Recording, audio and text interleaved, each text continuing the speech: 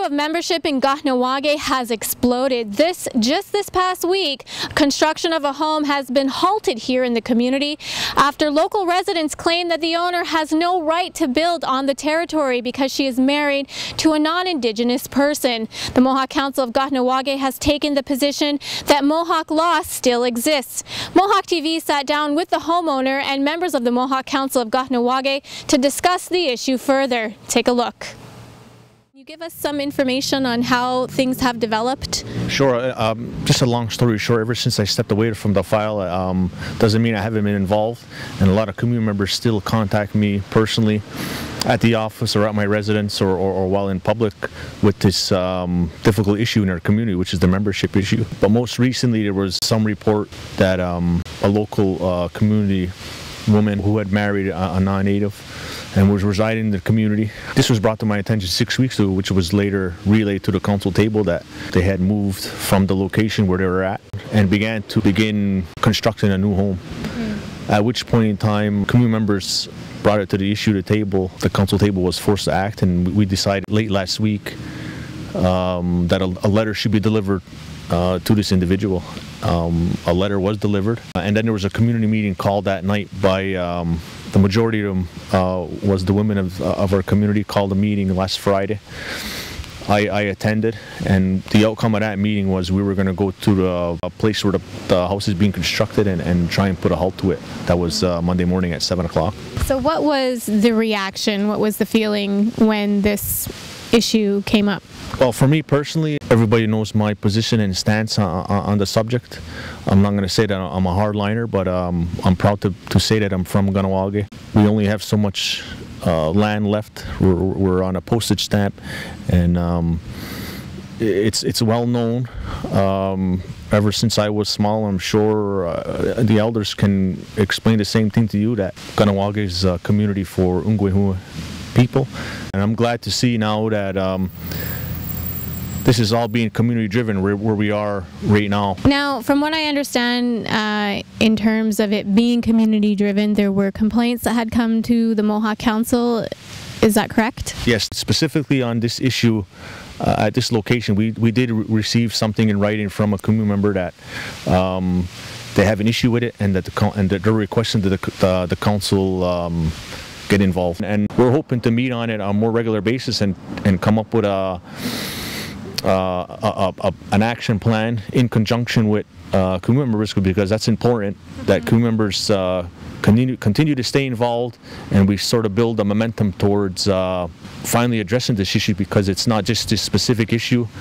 There's a lot of situations in our community where there's non-natives residing here, and to put it bluntly, they don't belong living here. I mean, they shouldn't be benefiting from the same rights that I am. And I hate to say it that way, but it's just my opinion, and I hope it's no disrespect to anybody else, and we'll go from there. Now, Chrissy, I understand that there's a very tumultuous situation that has been developing in your life. You had attempted to build a home here in Kahnawake. Now, give us some details about what has transpired in the last couple of days with regards to you trying to build here in Kahnawake, and how the situation has developed. Last week, I demolished the home that I've been living in because it's very old and very cold and turns out rotten. It's been too cold for my babies, and so I decided to tear it down and rebuild it. I went to the bank and got a mortgage, and I got it. I met all criteria. I had no malintentions here. I simply just wanted to rebuild the home so it's warm. Now, the land was already in your family and had been left to you by your dad, so you didn't ask the community for property, I understand? Yeah, well, the land was left in to my mother, and my mother had put it in my name. Okay. She transferred it at the MCK Lands unit. Knowing that Mohawk law since 1984 stipulates that if you marry out, you stay out, what is your position on this? Well, we've been together for 15 years, We lived out for 7. We've lived in Kahnawake for 8. When I lived out, I just never felt like I belonged there. I was missing something. So my father had the house and I moved in. I mean, everybody's issues on this are so, there's no cut and dry. And basically it was just from my heart that I wanted to be here and I wanted my children to grow up here. And that's what I still want. But I also don't want any trouble. I didn't want all this to happen. I don't mean any harm to this community. I try to do everything that's good for this community. Do you understand why some people would feel the way that they do? I totally understand. This law hurts everyone. Somebody's always going to get hurt. There has been a lot of discussion around the fact that yes, there are other people that are in your situation that have built. Kahnawake does have a long history of these types of situations happening. Do you feel like you're being singled out? Somewhat. I know my decision was the catalyst of this. I mean, it's an issue that's been going around forever. But with the way that it's being handled by council, yes, I feel singled out. Yes. Now, I understand that you met with council, and you know it's not cut and dry. Obviously, you can't just stop construction and then, because you have these financial obligations that you have to fulfill with the bank and so on and so forth. So, you know, where are you at with that? I'm completely stuck. I have a hole, and all my assets are tied up in the hole. I'm not a person with all kinds of means. I'm a regular working person. Have you considered selling your property at this point? Like, where are you at, you know, emotionally? And there's considerations for everything. For everything. I mean, all I want to do is, my main intention is to keep the peace here. I never meant for any of this. Do you want to be allowed to continue to just build your home and find some sort of resolution to the issue? Definitely. Definitely. That's all I need at the moment. For a lot of people, the issue of non-natives living here is taking away land for our own people.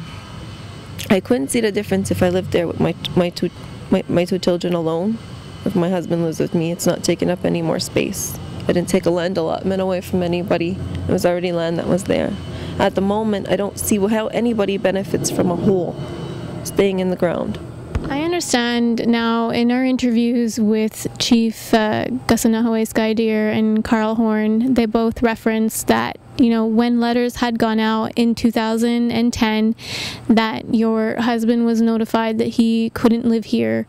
You were aware of the situation. So over the past 4 years, knowing that this was an issue, how did you still arrive in the place where you are now? Did you disregard the fact that you were issued a letter and maybe it didn't apply to you, or how did you get here? No, not at all. It's just at the time the letters were issued, my father was on his deathbed, and I believe it was February the letters were issued, and my father died in March.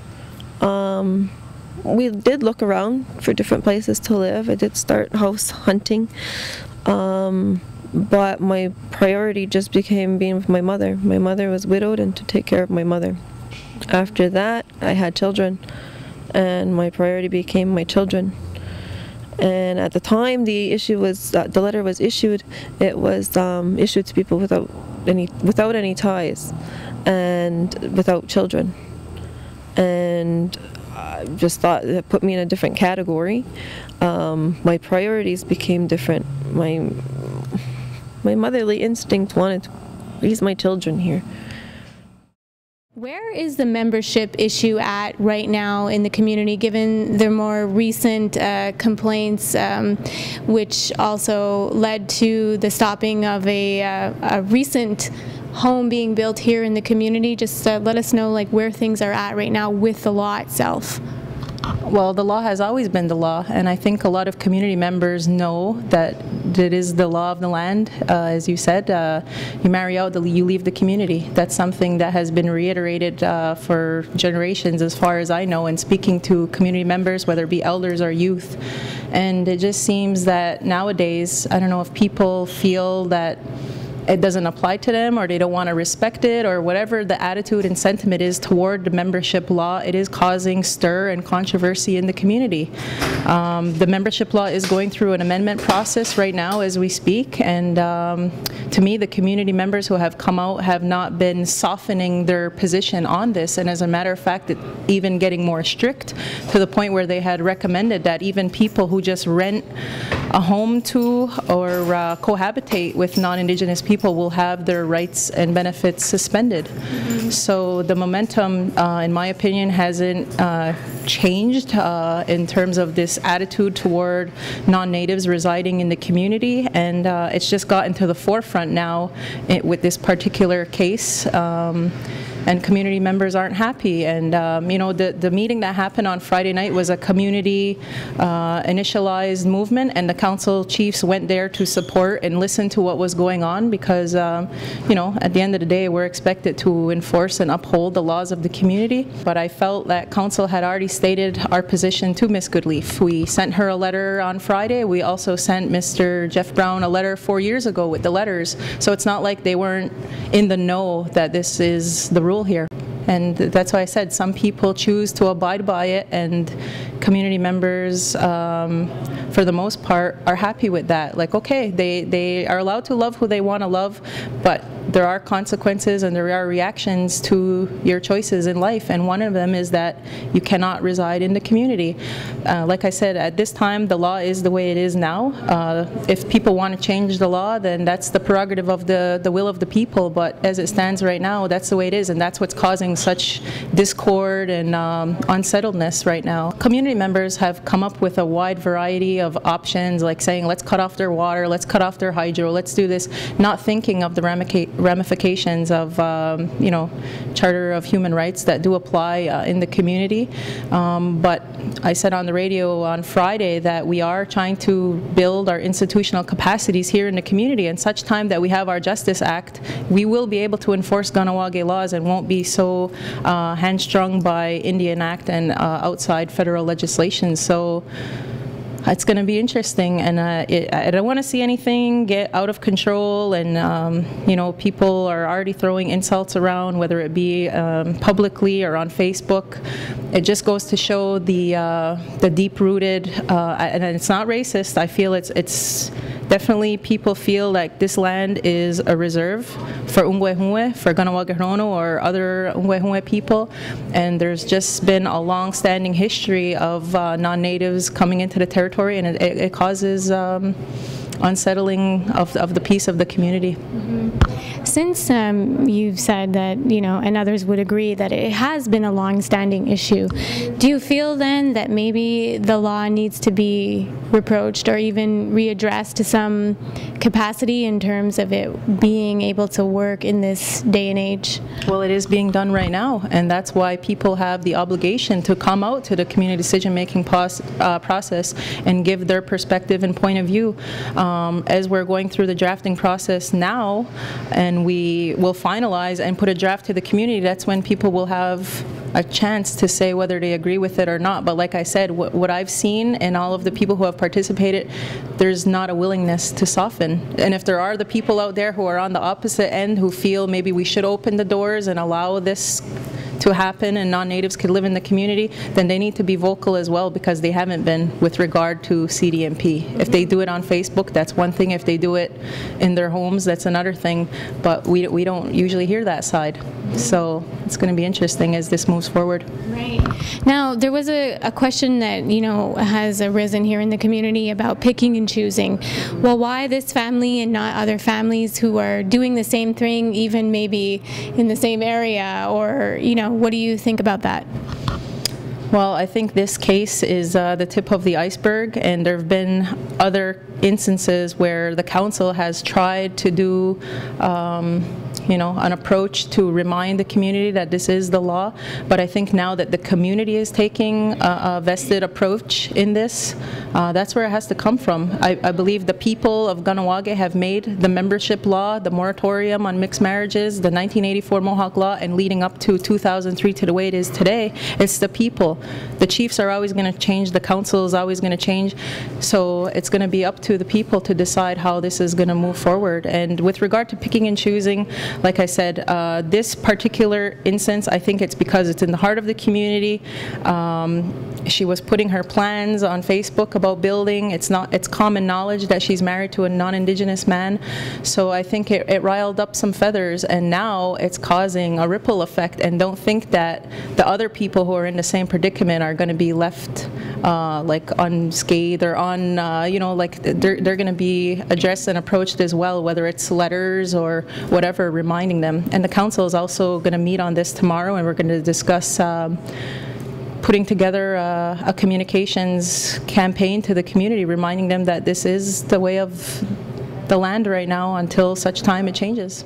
Currently, the issue still has not been resolved, and this topic has been discussed at community meetings and out in the open, and there are so many mixed feelings on the issue that it is far from being over. Reporting for Mohawk TV, I'm Regan Jacobs.